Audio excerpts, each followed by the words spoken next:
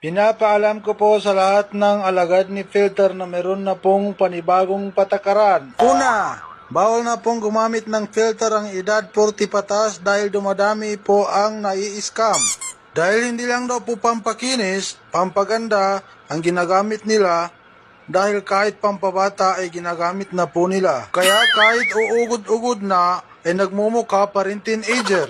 Kaya marami po ang nai-scam. Pangalawa, bawal na rin gumamit ng filter ang mga kulang ang ngipin na mahilig mag-smile dahil wala pong available na ngipin si Filter. Tatlo, bawal na din gumamit ng whole body na picture para sa filter dahil nahahalata po na nag-filter kayo.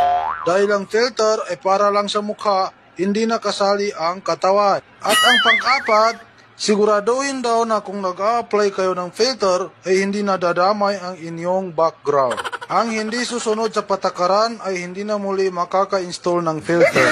Maraming salamat po.